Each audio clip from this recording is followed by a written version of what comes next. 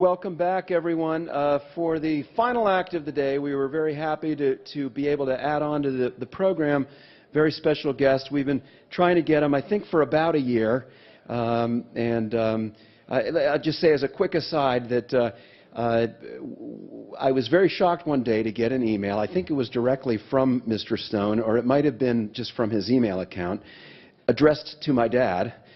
Cyril, it said, Cyril, I can only come to Pittsburgh for 2 days. Which 2 days do you want me there? And needless to say, we were thrilled. I'm going to ask my dad, as a longtime associate, if that's the right word, professional acquaintance of Mr. Stone, to introduce him.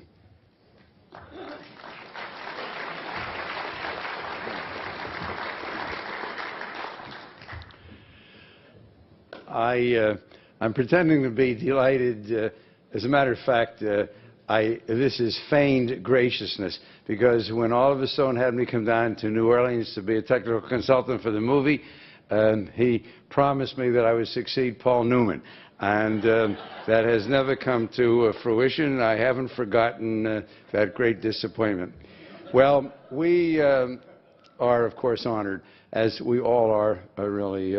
Mr. Stone, we're excited about him because of the JFK movie, and that's quite understandable and appropriate. And of course, with an audience like this, we are extremely enthusiastic. But setting that aside, keep in mind, this is one of the most accomplished, successful, and highly respected filmmakers, dramatists.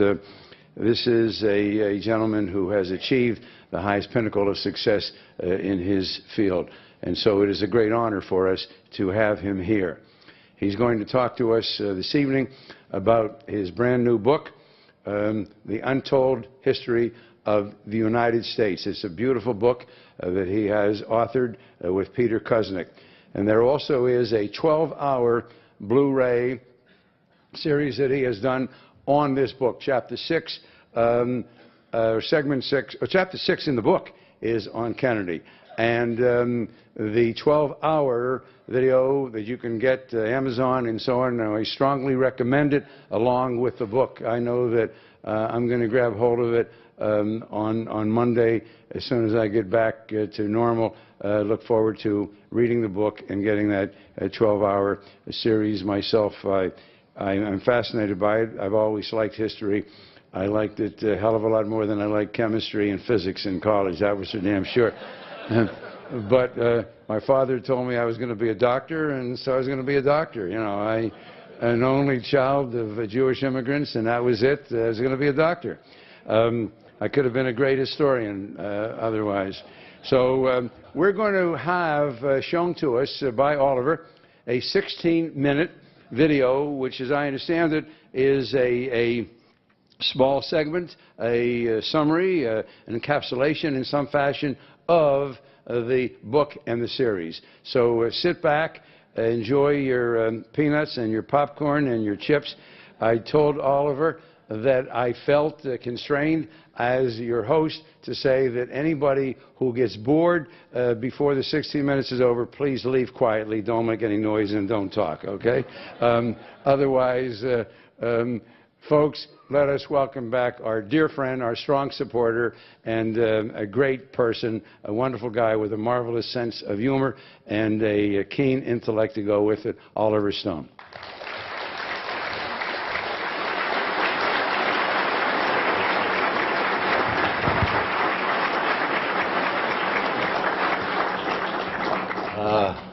Not bad on the delivery, Cyril. I said last night, Alfred Hitchcock, you know, don't go too far and don't expect Paul Newman. I think you're a hell of a man. I really do. You know that I said that last night. I don't want to repeat myself. Even if you put me in a room that moves and shakes through the night. But without sleep, I'm going to try to say, we only have an hour, so I can't show the full hour. This is you actually learned the word Blu-ray. That's pretty cool. It's that quickly. But he's right. It's a 12-hour collection, and it took us quite a bit of time to make. It's actually that was the beginning. We wanted to make this series. As we were into it, and we realized we were in for 5 years, instead of 2.5, which is what we originally planned, we said we need a book because there's too much detail. We need to really substantiate these claims and stuff. And this is not new history. This is taking together everything. Peter Kuznick has studied and taught history, but he studied under the revisionists of the 1960s at Rutgers, at University of Wisconsin. They were all over the place. They started to come up. They were questioning the Cold War. Because of the Vietnam War, they began to question the whole ethic. What happened to create the Cold War and even World War II? And that was the area that Peter excelled in, starting with his study of scientists in the 1930s and nuclear weapons and so forth. So that became the basis of our series, and that's where we launched it. And then the book followed from that and basically is an outgrowth of the TV series. Now today we're going to show you only 16 minutes because they had to pick and choose. I have to come back up here and talk about Kennedy, and I'd like to open it up for some questions. But I'm going to show you the last 16 minutes of the episode, and it sort of opens up the debate on Kennedy and his legacy. Let's roll it, and then I'll come back up here.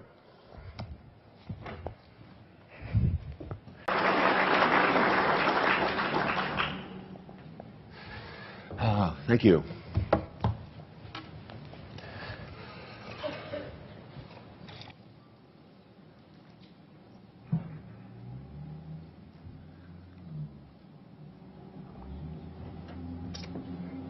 Yeah, Nixon's the one.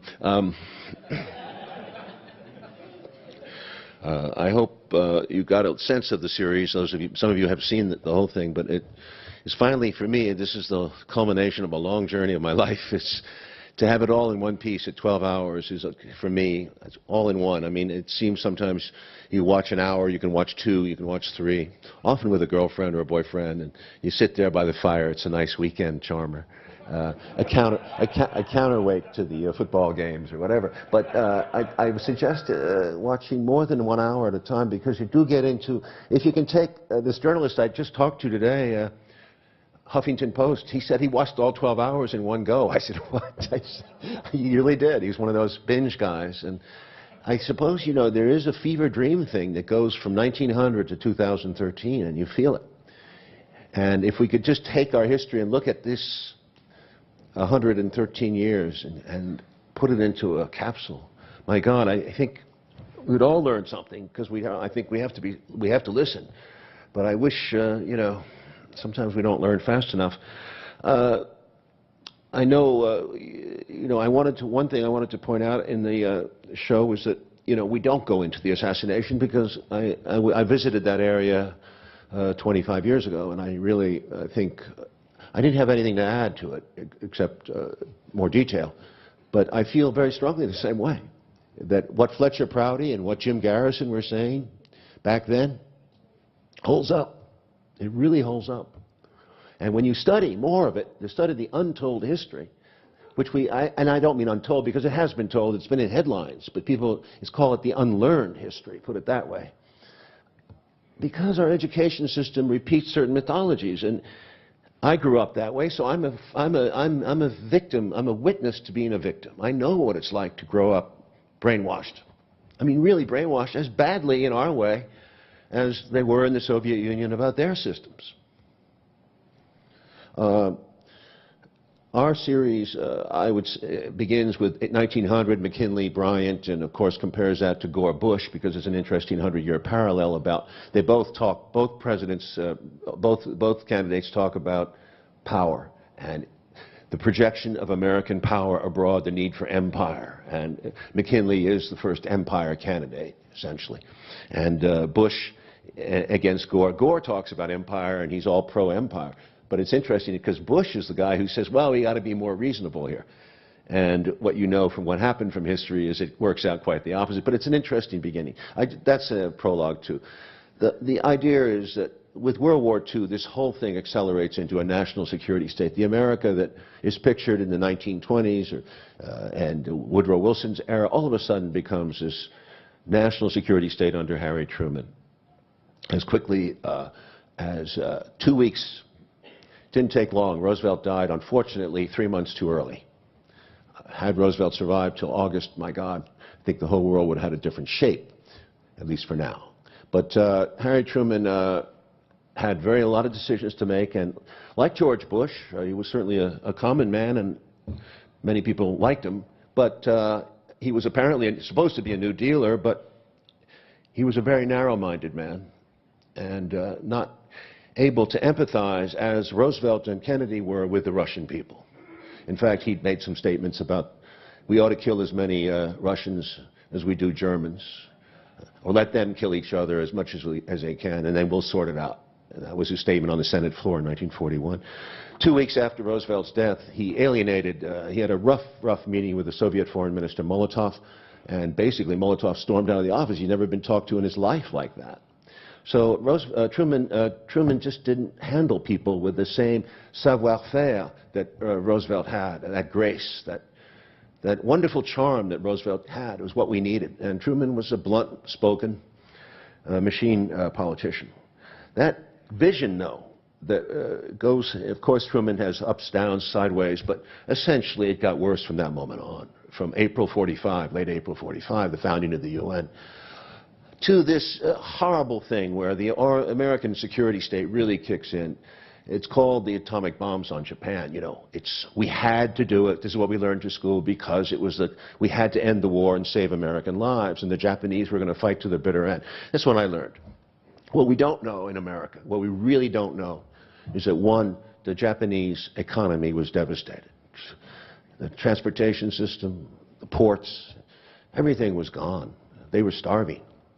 They were at their rope's end. And the other thing that was held back from American children is the Japanese wanted to surrender. They had been abundant signs of it. We knew about it. Truman and his inner circle certainly knew because we had broken their code long before the beginning of the war. We broke the Japanese code. We knew about their signals to their ambassadors abroad. We knew they were reaching out to the Soviet Union to try to broker a deal with the U.S. So it puts Truman... Truman knew this, but never told the American people. On the contrary, he made it sound as if the Japanese were going to fight on for another couple of years. And the third thing that was held back from the Americans is the impact, huge impact of the Soviet invasion in Manchuria and areas of Japan with the intention of taking Japan. These were age-old enemies. It terrified the Japanese, who knew very well the fate of the Russian Tsar, when he had been shot by the Russians, who might well shoot their own emperor, who was a god. They also knew well the fate of Mussolini. They'd seen it on the newsreels, and of Hitler, etc. And rapes and so forth and so on in Germany. So there was a huge impact on the Japanese. Who knew about it? Not that many knew about it because, frankly, the news machines were kept at the higher levels. But the Japanese War Command knew about it. They just destroyed within 2 days the Kwangtung army. 700,000 men surrendered. They were a fearsome army, the Russian army, and they were sweeping towards Japan. Okay, given those 3 points, then you have Truman knows full well, as do the military command, that the American invasion of Japan cannot proceed for 3 months, logistically. So we're talking August, September, October. We can't get there till November 1. In those 3 months, at the pace at which this war is going, so much is happening. Either the Japanese would have crumbled, the Russians would have come. In any case, Curtis LeMay, who was the greatest terror bomber of all time, he beats anybody Bush would have sent out there. But even Curtis LeMay said, you know, despite the atomic bombs and despite the Russian invasion, the Japanese would have surrendered within 2 weeks. That was LeMay's opinion. And most of the five-star officers felt the same way. You know, why? We won this war. We won it in the Pacific, the Americans did, and the Soviets essentially won it in Europe, as well as helped us in the Japanese War. But we won it. Why? We didn't even have to invade the mainland. Just let them surrender. But we spent a lot of money building these bombs, a lot. And it's the American way. You want to know if it works, right? You don't want to sit around and just like all of a sudden spend a few $1 billion and then leave it in some warehouse somewhere. We would have wondered, does it work? And that's the American way. But I think far more important was the American emerging position on the Soviet Union, which starts to emerge basically in 1944 again, when the Republicans start to get back into Congress. So the anti-communist thing comes back into play from World War I and Woodrow Wilson's days. But all this you need to know. You've got to educate yourself. Because the Soviets were our allies. They were waiting for $10 billion reparation from us. Roosevelt had promised it. they were broke. They were desperate. They could have been our allies. But we chose to, Churchill chose to back the British Empire. Now, the British Empire, we show maps of this, very interesting maps. The British Empire is a dominant institution in the world before World War II. We show a map that shows you the influence from all the way from England through to Singapore, India, Suez, the Middle East, the Balkans, Greece, and so forth, Iran. It's an amazing map, and it tells you, I think maps, that's what visuals do. They cut through the bullshit sometimes. And so in a movie, you can show that. But that map is extraordinary because it shows what the British are really fighting for and what Churchill stands for, which is, I did not become Prime Minister of this country to preside over the dissolution of the British Empire. And everything we do, when Truman becomes, and Roosevelt resented that and was very anti-colonial in his speeches and his rhetoric. And even as early as 1944, in a key moment, Churchill, after a bloody, bloody fight in Greece, fought by the communists, the Greek communist resistance for the most part, against the Nazis. And they paid a high price. It was a bloody fight, as it was in Yugoslavia, in the mountains. It was British, though. Greece was British, and Churchill wanted back in. He went to Moscow in '44 after, secretly, quietly. I mean, it was a two-person deal. Him and Stalin, they sat down. They divided the map. They called it the naughty document. Churchill called it his naughty document. We show it in there. They divide up Eastern Europe, which is okay. That's the victor. You know, the victors divide the spoils. The spheres of influence to the Soviets. The Eastern Europe is the most important thing because they've been invaded twice by Germany. They don't want to repeat this. They want to muzzle Germany. For Britain, the empire, getting Iran back, getting Greece back, getting the Suez, India, etc., Singapore, crucial to the shipping lanes of the empire. And so in 1944, Churchill, during the war, actually sends British troops back into Athens to occupy it because he knows the communists are going to take over Greece and they're going to go left. It's going to be like a Labour government in Greece. He doesn't want that. So he dive bombs the streets of Athens. It's an amazing story. Roosevelt was shocked.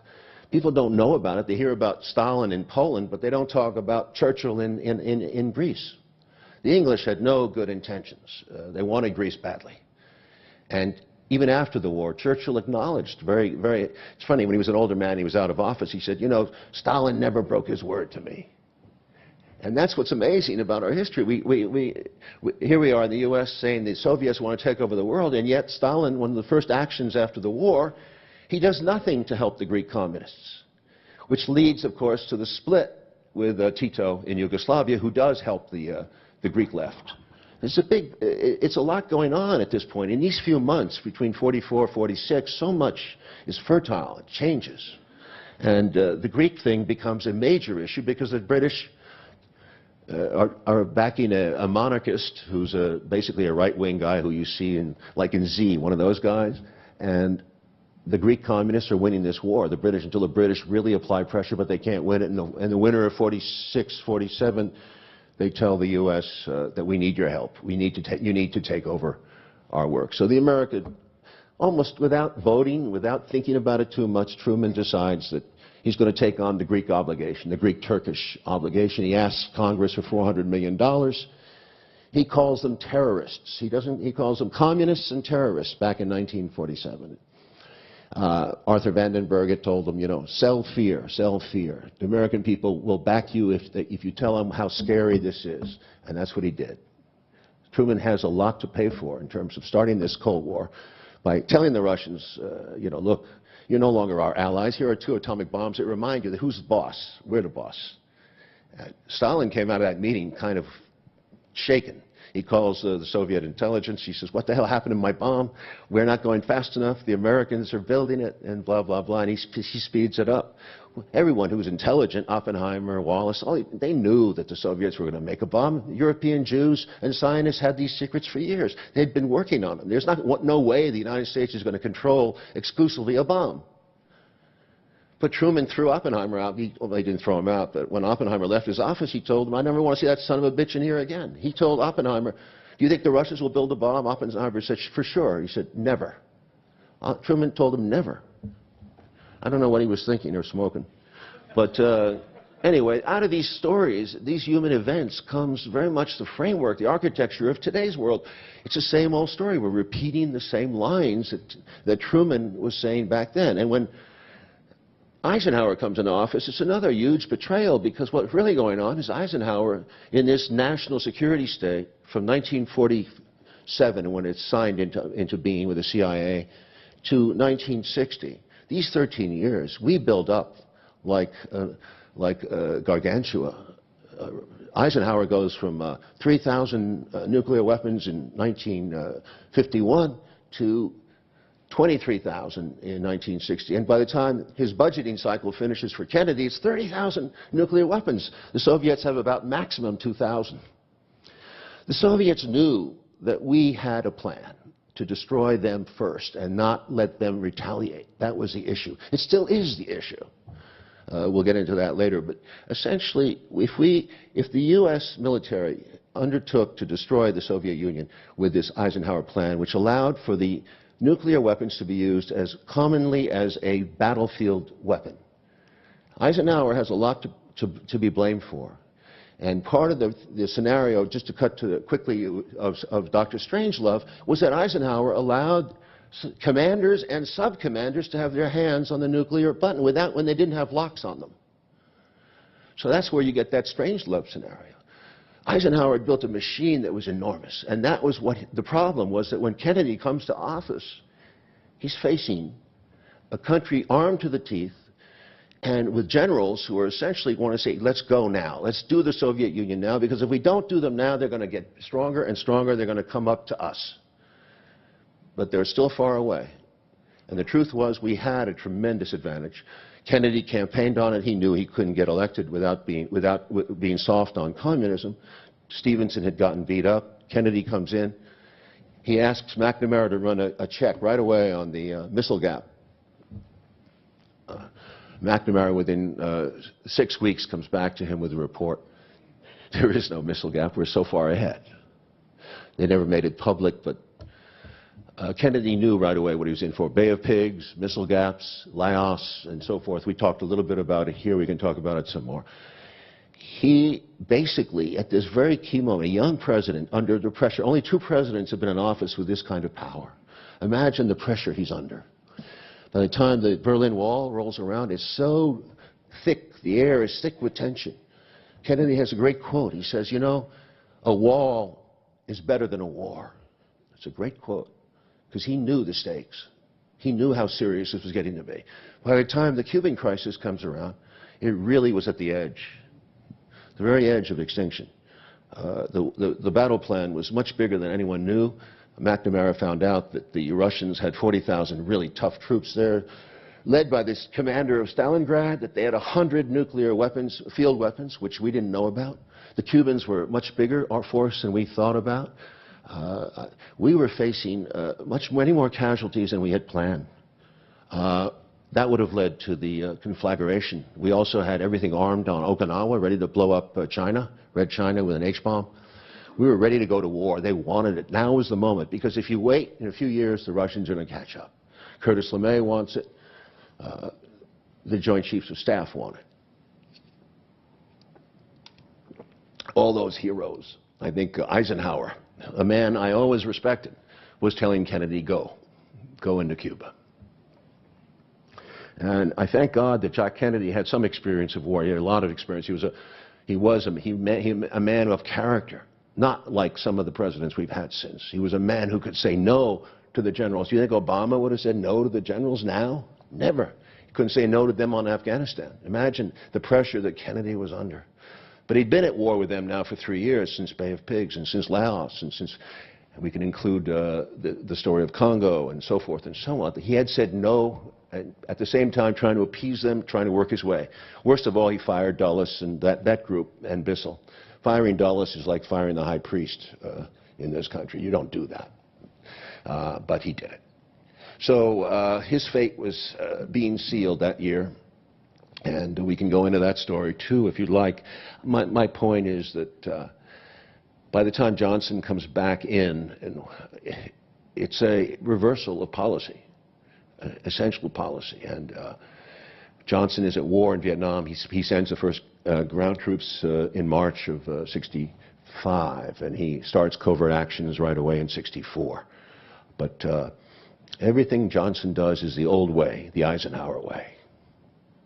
And one thing is the other. Nixon comes in. We think there's going to be a change, and of course, it leads to 4 more years in Vietnam. And I think Carter made some attempts, definitely, and so did at peace, and genuine ones. But he was turned, and we go into that in depth. And I think Mr. Clinton had good intentions, but he also was backed off quickly, more quickly than Carter. And Obama, well, I do think there were some good intentions there. I voted for him on that belief.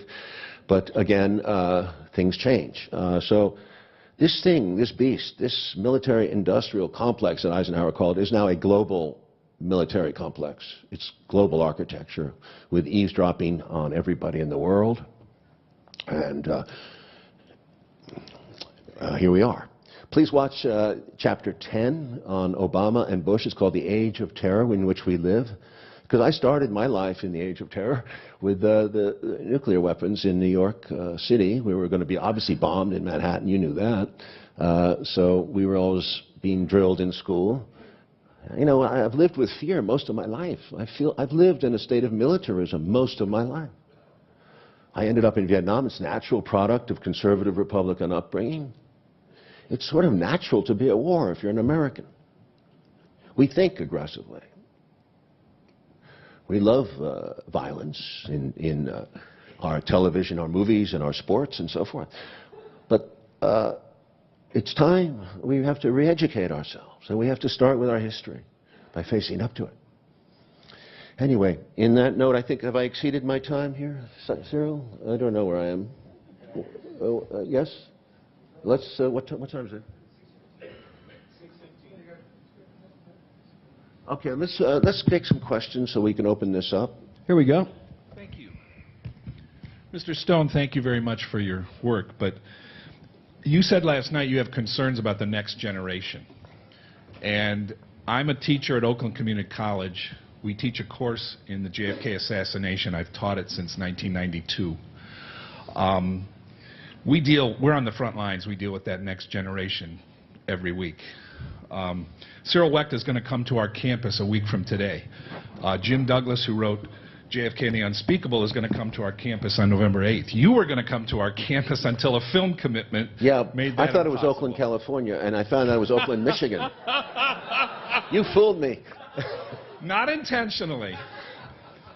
But since you can't make it to our campus, and through no fault of anyone, really, we were wondering if you could tell us what we can say to that next generation about the untold history and what it means to our government, to our institutions, to our society, and to our people. What can we say to that next generation about the untold history to get them to understand that and carry that ball You asked, I mean, that's why we did this series. You've asked me to put 5 years into a 2-paragraph response. I mean, watch the, you know. Thank you. Thank you.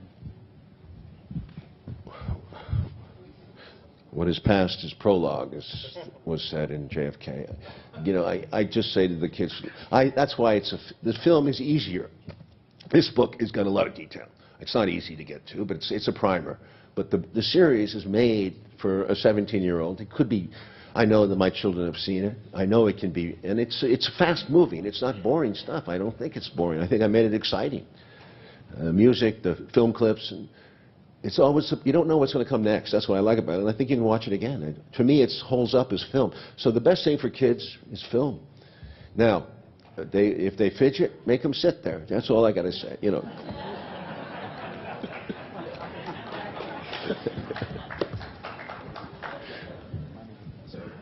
Mr. Stone, first off, I'd like to personally thank you for getting me into this with the movie JFK. And I was wondering, are there any factors you think as far as JFK's assassination, like say with the firing of Allen Dulles, that, how do I say this, what would anger the people that supposedly assassinated him the most? Like, I'm not great at asking questions, so... No, get to the point. Yeah, What's your question? Emotionally. Of course, there's issues like with people had with President Kennedy. Are there any that you would say angered people the most that caused him to be assassinated?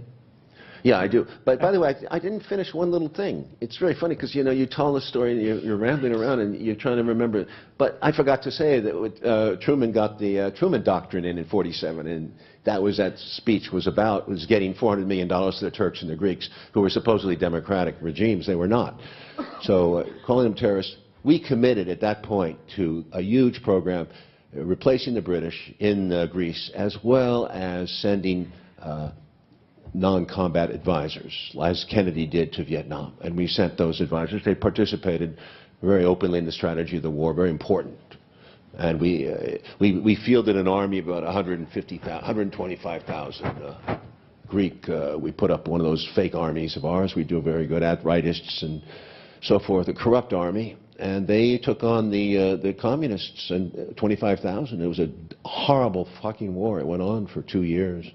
And a lot of dead people. We used a lot of the Vietnam concentration camp techniques, detention camps, hamlets, taking villagers out of hamlets. We did the same thing. We did Napalm. We did the same thing we did years later in Vietnam. They started in Greece with these tactics. It's a great war. It's Churchill's war in Greece. And I think it really has to be looked at as the beginning of the Cold War. There was other events, certainly, but that is the most significant thing, along with Churchill's speech at Fulton. Enough said about that. Yes, I think that that Kennedy was emotional because my father hated him, and he instilled that hatred in me. It was like he's young, he's handsome, he's fresh, he's changing things. He's going to take away Wall Street. He's going to take tax depletion allowances. He's bad for the dollar. I mean, it's all that crap you hear every time someone wants to change things.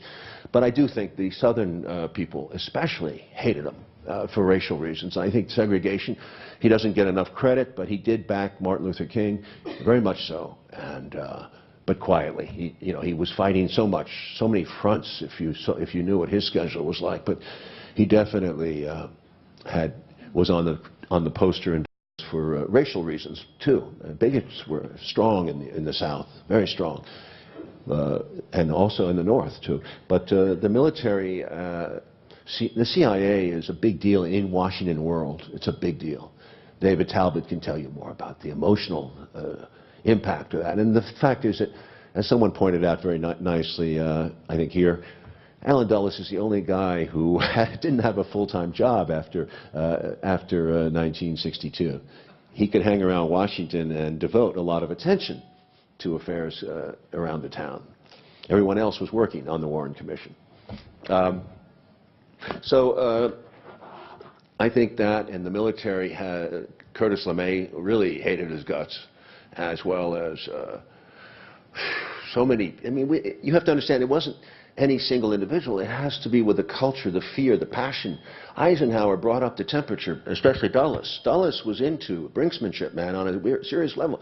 In 1956, Life magazine, Dulles boasted about having made 3 nuclear threats on communism, on the Soviet Union, in the Taiwan Straits, in Vietnam, and I forgot the third place, but later it was Suez, and then it was Quemoy Matsu. It was about 5 or 6 threats, Vietnam, emanating from the Eisenhower people. They played with this nuclear weapon stuff because he honestly, maybe, I don't know what Eisenhower was thinking. He was a good general in the war, but atoms for peace was his. He wanted to make atoms for peace friendly. So you could cook in your kitchen with a little atomic radiator, and you could flip, and your mom, and it'd be cool. And you know where he wanted to sell the first ones to Japan? In Hiroshima. That's what he wanted to do. They refused, thank God. But he did get Fukushima going, and we owe Eisenhower a lot of credit for that. The point is, there was an institutional feeling. We were committed to a way of life. You cannot go out there and start to change that. And Kennedy was smart. He said, give me until '64. That re-election is the issue. He would have been re-elected. He would have beaten Rockefeller, and he would have beaten, because he was popular. That was what people don't sometimes give him credit for. He was popular for being a peacekeeper.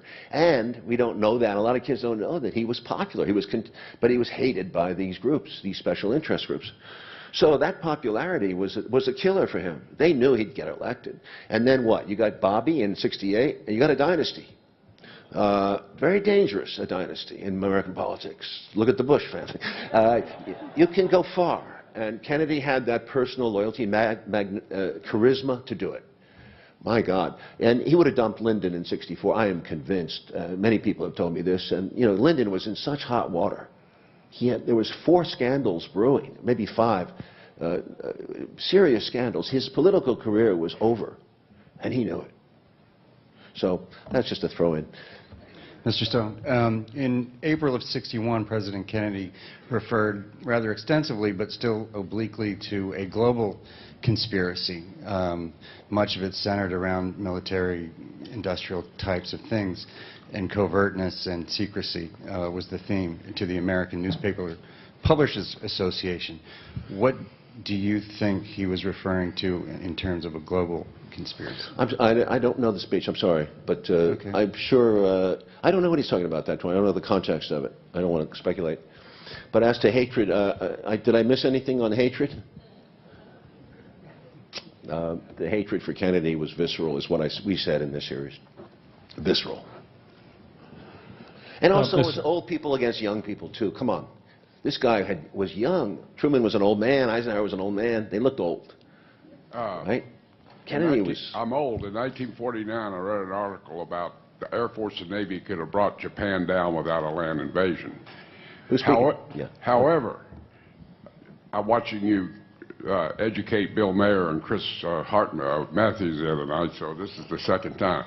I think a major deterrent to World War III was when Kennedy and Khrushchev or others, all they had to do is look at those pictures of Hiroshima and Nagasaki. And that if we had not nuked Japan, and I'm a believer that we would have had to invade, maybe hopefully peacefully, but if we hadn't nuked them, we would have had those 2 nuked cities to look at, and I think that was a major, if not the major factor in stopping World War III. Well, I profoundly disagree with you. The Japanese were, I repeat, were exhausted. There was a junior officer corps that was definitely hardcore. They would have gone to the end, but they didn't have power. They were cut off. There was a wonderful movie about it called Japan's Longest Day. And it shows you that the leaders of the Japanese cabinet and the emperor wanted the peace. Anami did not, although Anami was a hardliner, he did not agree. He did not back the junior corps of the army when they revolted. There was no mandate for them to go on fighting. And the Soviets were a significant factor in a far larger army than our own. How would we, and we had 3 months before we could have gotten it together. Don't you think something would have happened in those 3 months? Like, anyway, I don't want to get into that too much, but look, see that movie, Japan's Longest Day, and take into account what Russia means to this equation. But, yes. Yes, Mr. Stone, the driving force really in the expansion of the military-industrial complex has been the ability of the Federal Reserve to inflate the money supply and draw wealth out of the world. Have you ever thought of making a movie about the history of the Federal Reserve, in particular how John... Don't you think this is tough enough? God almighty. And noting that John Kennedy in 1962 or 3 sought to introduce a treasury note redeemable in silver that would have competed with the Federal Reserve and threatened the Federal Reserve. Thank you. I made Wall Street. This is so hard. Do you know how difficult that was? How am I going to make FRB interesting? That's too tough. I mean, honestly, I know it's a great story, but it's a story that should be a documentary, you know? There are things like Untold History. You can't really make a movie of that depth and complexity. No. People send me scripts all the time about Jekyll Island, and they're all boring, you know. You got to make a movie interesting. The basis of this movie is, bless his soul, is Jim Garrison, because I was not particularly interested in the assassination. I didn't know much about it. I bought the story, but I read Garrison's book, and you know what? It was a great thriller. And as a movie director, I was drawn to that material. Now, then I met Garrison. Then I read up on it, because obviously I didn't want to do that kind of thing if it was not true. I had to do a significant amount of research. But at first, it was all, this works. It was like Z. In the Greek prosecutor goes after the bad guys. He nails them. And, of course, the state turns out to be the bad guy. and there's no way you can nail them. It's a Garrison trial in a way, all over again. Hi, Mr. Stone. I have two questions for you. One, your movie very powerfully criticizes the FBI and the CIA. Have you ever felt that you've been targeted by the government for reprisals in some way? And also, do you think LBJ was involved in the conspiracy to murder President Kennedy? Well, as I said at the time of the film, I won't go any further. I would only say that he was definitely involved in a cover-up, because there's two sides to this thing. There's an operational side, and then there's a cover-up side, and one does not need to know the other. The cover-up exists in the fact that you create the Warren Commission and you appoint the guy that Kennedy fired from the CIA precisely because he was corrupt, Dulles. So that's crazy. And the ties of Johnson to business, Texas, etc., and why Kennedy went to Texas, Johnson has some things to answer for. I wish he were alive, but I don't want to make that accusation.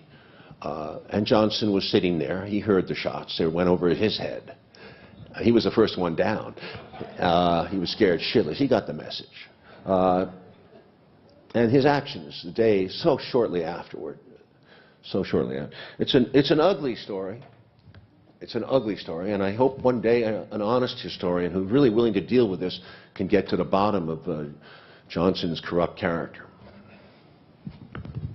I can take one more question, and then we have to get moving here. Sir, I want to thank you also for coming here. I wish the Duquesne University would grant you an honorary doctor of jurisprudence. The Wecht Institute is here. They could hear this. Well, Cyril will never see that because he wants it. But I want to thank you for that movie, South of the Border, because it's a wonderful testament to how we can get along with our neighbors and be real with each other. I want to speculate, is there any chance we gave cancer to Hugo Chavez? Well, Cyril, are you going to wake up or are you going to nap through the whole thing? What? Well, I would like you to get down there and do an autopsy on Hugo before he rots. That's a question that comes up very often about... Well, what do you think? Any signs of it? No, I don't believe so, no. Why do you say that? Well, it's not impossible that you could inject cancer cells, but that's not so easily done. That gets into a whole other discussion about carcinogenicity and so on, but I just don't think that... May I ask you, is it possible to have sex and suffer carcinogenicity? You more often you'd get a heart attack faster than you get cancer. Look, anything's possible, and the world is going to surprise us and shock us. As the end of our series, we say, history has shown us time and again that the curve of the ball can break differently. Who knows? I do know that swine fever was injected into Cuba and into their pig population. We know that. We've done all kinds of stuff in Africa. I can't even dream of it. So I've heard about it. I know that Lumumba, the first attempts were to poison him. We've been using poison, and we've been using chemical weapons, and what else is new, and depleted uranium, and so forth. So people fight ugly. And when something matters, like Lumumba in the Congo was very rich, it mattered, we'll go to great lengths to win. And Dulles proved that, and Truman proved it with a bomb. Remember that. We're no better than anyone else. We're the same. There is no exceptionalism in America, and God doesn't bless this place. We're just as ugly as the next guy. And we can be just as beautiful and as inspiring if we do the right. Book, Chapter 6, Segment 6, or Chapter 6 in the book is on Kennedy. And the 12-hour video that you can get Amazon and so on, I strongly recommend it along with the book. I know that I'm going to grab hold of it on Monday as soon as I get back to normal. Look forward to reading the book and getting that 12-hour series myself. I'm fascinated by it. I've always liked history. I liked it a hell of a lot more than I liked chemistry and physics in college. That was for damn sure. But my father told me I was going to be a doctor, and so I was going to be a doctor. I'm an only child of Jewish immigrants, and that was it. I was going to be a doctor. I could have been a great historian otherwise. So we're going to have shown to us by Oliver a 16-minute video, which, as I understand it, is a small segment, a summary, an encapsulation in some fashion of the book and the series. So sit back. Welcome back, everyone. For the final act of the day, we were very happy to be able to add on to the program very special guest. We've been trying to get him, I think, for about a year. I'll just say as a quick aside that I was very shocked one day to get an email. I think it was directly from Mr. Stone, or it might have been just from his email account, addressed to my dad. Cyril, it said, Cyril, I can only come to Pittsburgh for 2 days. Which 2 days do you want me there? And needless to say, we were thrilled. I'm going to ask my dad, as a longtime associate, if that's the right word, professional acquaintance of Mr. Stone, to introduce him.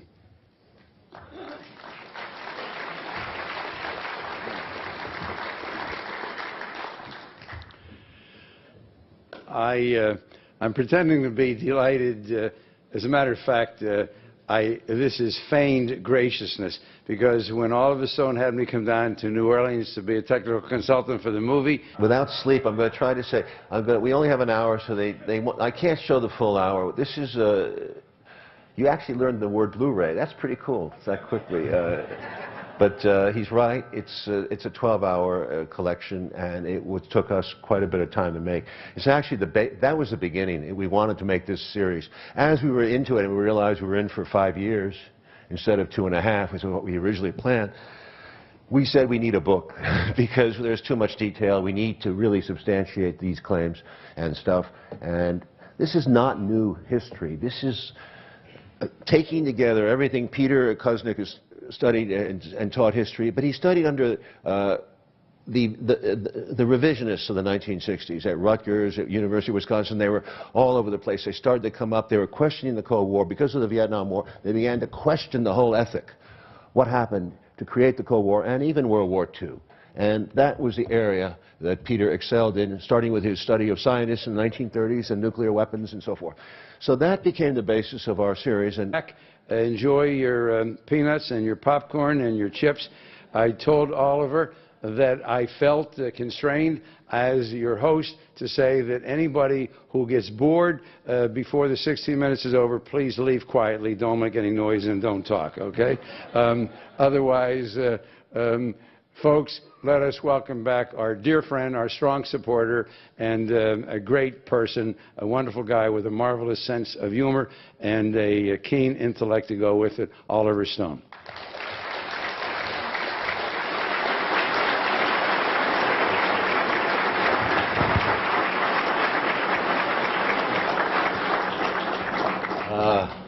Not bad on the delivery, Cyril. I said last night, Alfred Hitchcock, you know, don't go too far and don't expect Paul Newman. I think you're a hell of a man. I really do. You know that I said that last night. I don't want to repeat myself. Even if you put me in a room that moves and shakes through the night. But he promised me that I would succeed Paul Newman. And that has never come to fruition. I haven't forgotten that great disappointment. Well, we are, of course, honored, as we all are, really. Mr. Stone, we're excited about him because of the JFK movie, and that's quite understandable and appropriate. And, of course, with an audience like this, we are extremely enthusiastic. But setting that aside, keep in mind, this is one of the most accomplished, successful, and highly respected filmmakers, dramatists. This is a gentleman who has achieved the highest pinnacle of success in his field. And so it is a great honor for us to have him here.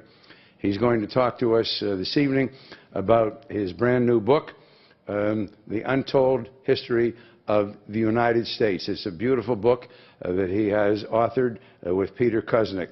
And there also is a 12-hour Blu-ray series that he has done on this